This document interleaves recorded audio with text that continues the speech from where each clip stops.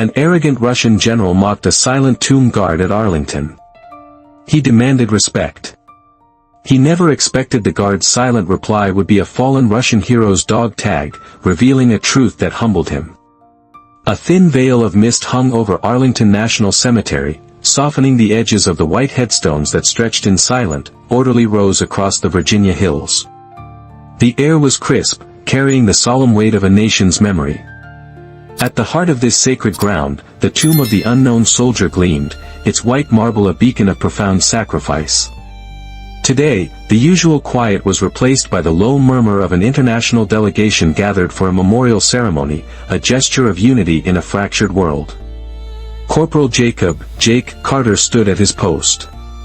At 28, he was a study in absolute discipline, a sentinel of the 3rd U.S. Infantry Regiment, the Old Guard. His dress blue uniform was pressed to razor-sharp perfection, his white-gloved hands gripping his M14 rifle with unwavering precision. His duty was more than a ritual, it was a conversation with the ghosts he honored, especially the ghost of his best friend, Private First Class Ryan Miller, killed by an IED in Kabul. Every one of Jake's 21 measured steps was a tribute to Ryan, a silent promise to never forget. The Russian delegation, led by General Ivan Vulov, arrived with an air of dismissive authority. Vulov was a towering figure in his mid-50s, his crisp uniform adorned with medals from campaigns in Syria and Ukraine. He scanned the solemn ceremony with the bored expression of a man who believed true honor was forged only in Russian fire. Theatrical nonsense, Vulov muttered in Russian to his aide, Captain Alexei Petrov. In Moscow, we honor our heroes with parades of strength, not silent men playing dress-up for tourists. Jake, whose tour in Afghanistan had included cross-training with other NATO forces, caught the sentiment if not the exact words. He didn't flinch. His training demanded absolute composure. 21 steps. Pause. Turn. The ceremony progressed. A British colonel laid a wreath of red poppies. A French admiral, one of white lilies.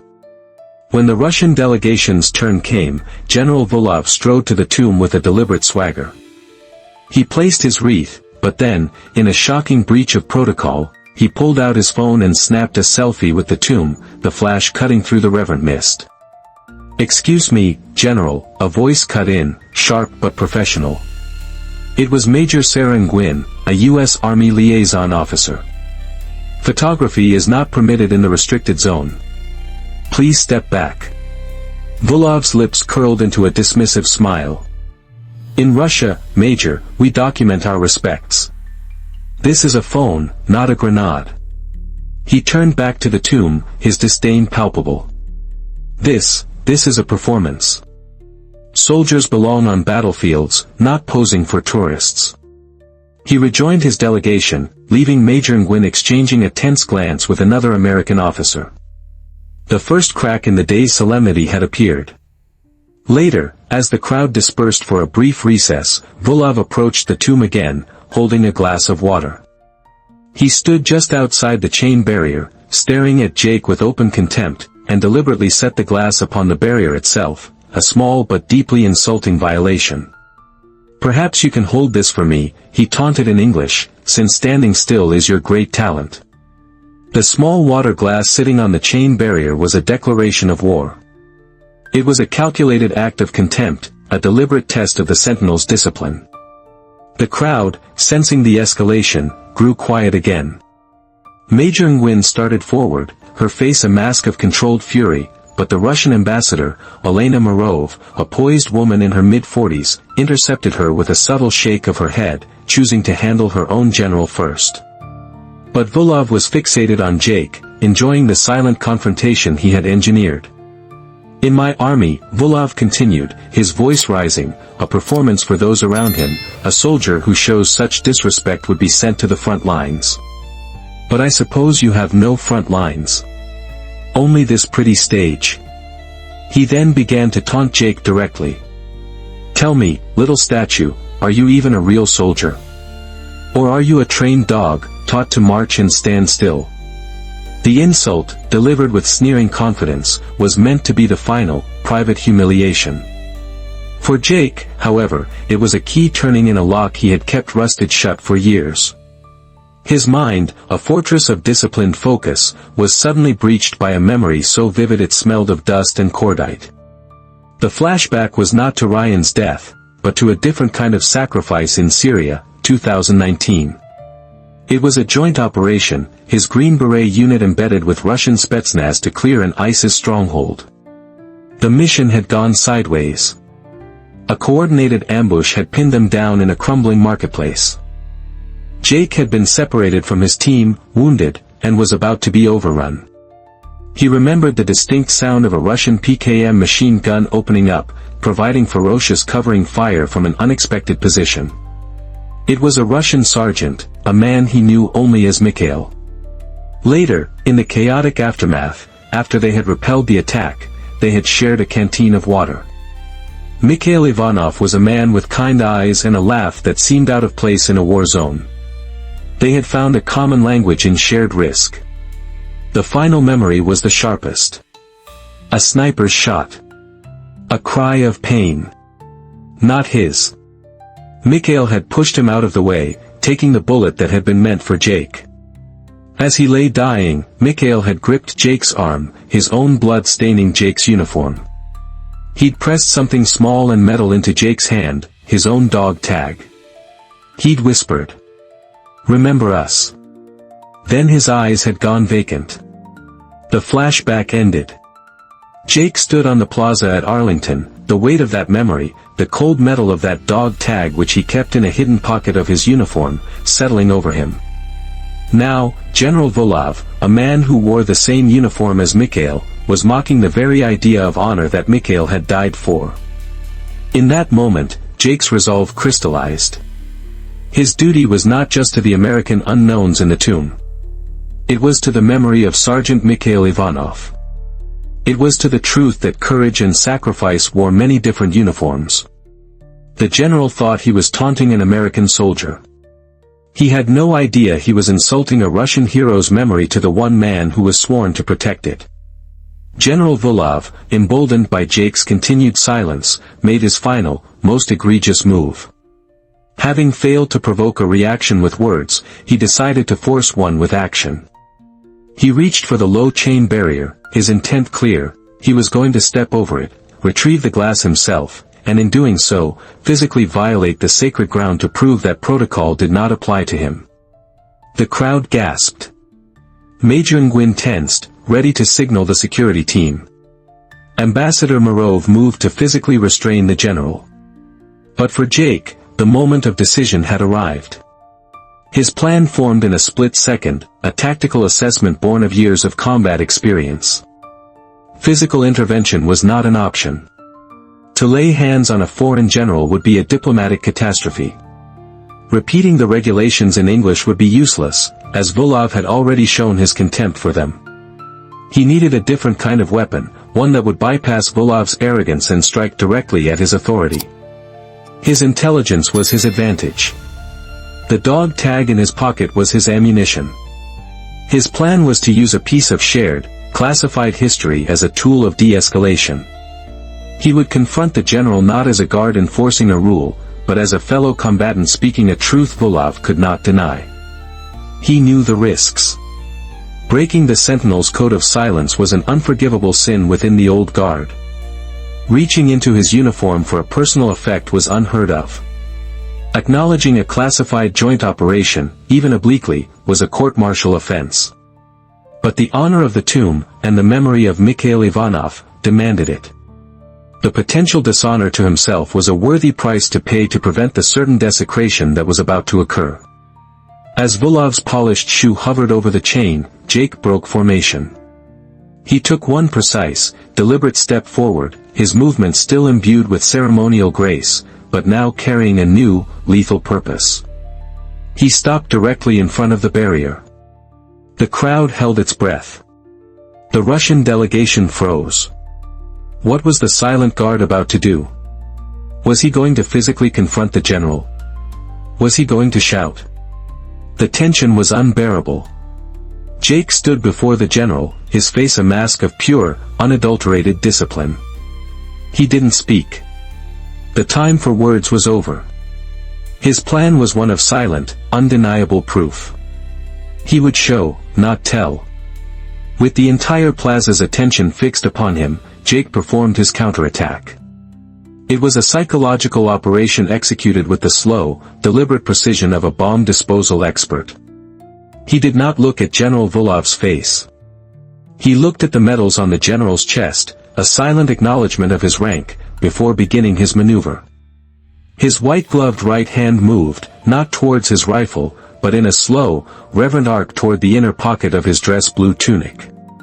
The movement was so unexpected, so contrary to every protocol, that it was utterly mesmerizing. The crowd watched, hypnotized. What could he possibly be reaching for? A written regulation? A hidden weapon? He unbuttoned the pocket with one fluid motion. His fingers disappeared inside for a moment, then slowly re-emerged. Resting in the center of his pristine white glove was a small, tarnished piece of metal, hanging from a simple ball chain. It was a dog tag. But it wasn't American. The shape was different, and the lettering, even from a distance, was clearly Cyrillic. This was the psychological blow. The utter incongruity of the object, a Russian dog tag, held with sacred reverence by an American tomb guard, was a mystery so profound it short-circuited the brain. General Volov's arrogant smirk vanished, replaced by a look of sheer, uncomprehending bafflement. His aide, Alexei, stared, his jaw slack. Ambassador Morov's professional composure finally cracked, her eyes widening in disbelief. They knew what they were seeing. They just couldn't understand why they were seeing it. Jake then did something else. He held his palm flat, presenting the dog tag not as a threat, but as an offering. A piece of evidence. A sacred relic. His expression remained a mask of solemn duty, but his eyes, for the first time, lifted to meet the general's. They were filled not with anger, but with a deep, sorrowful, and challenging gravity. The silent question hung in the air between them, more powerful than any shouted accusation. Do you recognize this? Do you understand what this means? The general, who had come to deliver a lecture on strength, was now a student in a silent masterclass on honor. The power dynamic had been completely and irrevocably reversed, all without a single word being spoken. General Volov, drawn by an irresistible, dreadful curiosity, leaned closer. He squinted, his eyes focusing on the Cyrillic characters stamped into the small metal plate. And then he saw the name, M. Ivanov. The name hit him like a physical blow. His face, which had been a mask of confusion, now crumpled with a wave of raw, undeniable recognition. He stumbled back a step, his hand coming up to his mouth. The crowd didn't understand the name, but they understood the language of a man's defenses shattering. Mikhail Ivanov. He had been one of Volov's best sergeants, a hero of the Spetsnaz, a man whose loss in a training exercise in Syria had been a deep, personal blow to the general's unit. Volov had attended Mikhail's funeral in St. Petersburg. He had handed the folded Russian flag to Mikhail's weeping widow. He had assured her that her husband had died a hero, serving the motherland. He had never been told the full story. He had never known an American was there. The dog tag in the Sentinel's hand was not just a piece of metal. It was a ghost. It was the undeniable, physical proof of a shared history of sacrifice that Volov, in his nationalistic arrogance, had just spent the last 10 minutes desecrating. The American guard wasn't just defending his own tomb, he was defending the memory of one of Volov's own fallen men. The shame was a physical, crushing weight. The general's carefully constructed facade of superiority, his entire argument about American ceremony versus Russian strength, disintegrated into dust. He looked at Jake, at the American soldier who had clearly been with one of his men at the end, who had cherished this sacred relic for years, and he saw not an enemy, but a brother in arms, a guardian of a promise. He, General Ivan Volov, was the one who had acted without honor. This was the checkmate. He opened his mouth, perhaps to apologize, perhaps to question, but no words came out. He was utterly, completely humbled. Ambassador Elena Morov, seeing her moment, seized it. She stepped forward, her authority now absolute. In a sharp, commanding tone, she spoke to him in Russian. "Ivan, enough. You are embarrassing our delegation. We are leaving. Now." She grabbed his arm, and this time, he did not resist. Flanked by his now silent aide, the humbled general was firmly escorted away from the plaza, his head bowed, avoiding the gaze of the stunned onlookers. As he was led away, a young boy in the crowd, understanding the gravity if not the details, raised his small hand to his forehead in a clumsy but earnest salute, not to the retreating general, but to the silent American guard who still held the Russian dog tag in his hand. The gesture was a verdict. The battle was over. As the disgraced Russian general was led away, a profound silence settled once more over the tomb plaza. The tourists stood motionless, processing the incredible, multilingual drama they had just witnessed. Then, slowly, a new sound emerged. It was the crisp, rhythmic click of Sergeant Jake Carter's boots on the stone. He carefully placed the Russian dog tag back into the hidden pocket of his tunic, resumed his position, and began his patrol again, his movements as perfect and precise as if nothing had happened. He was a sentinel, and his watch was not over. The story, of course, did not end there. The incident, captured on a dozen phones, went viral internationally. But the narrative was not one of American triumphalism. It was a story of profound, cross-border military respect. News outlets in both Russia and the West praised the American Tomb Guard's extraordinary and honorable conduct. The Russian Ministry of Defense, after a formal apology from Ambassador Murov, issued a rare public statement commending Sergeant Carter for upholding the shared honor of all soldiers who have fought against terrorism. Back at Arlington, Jake's actions were the subject of intense, hushed discussion. While he had broken numerous protocols, his commanding officer, after a long conversation with Major Nguyen and a recommendation from the State Department, made a decision. Sergeant Carter received not a reprimand, but a quiet, unofficial commendation for exceptional judgment in a volatile, international diplomatic situation. His new mission became his old one, but imbued with a new, deeper meaning. He continued his silent, solitary watch at the tomb. But now, when he looked at the marble slab, he saw not only the ghosts of his American brothers, like Ryan Miller, but also the ghost of a Russian sergeant named Mikhail Ivanov. He understood, in a way he never had before, that the tomb of the unknown soldier was not just an American shrine. It was a universal symbol for a sacrifice that knows no flag, a tribute to the shared courage of warriors, and a solemn promise to every family, in every country, that their fallen would never be forgotten. He was no longer just guarding a tomb. He was guarding a truth. This story teaches us that the truest honor is not bound by language or nationality, but by a shared code of sacrifice and respect. It is a powerful reminder that sometimes, the most effective way to confront arrogance is with a quiet, unexpected truth. Do you believe honor can transcend borders? Share your thoughts in the comments below. If this story of discipline and dignity moved you, please like this video, subscribe for more powerful stories, and share it with someone who believes in our common humanity. And comment "honor" to show your respect for all who serve.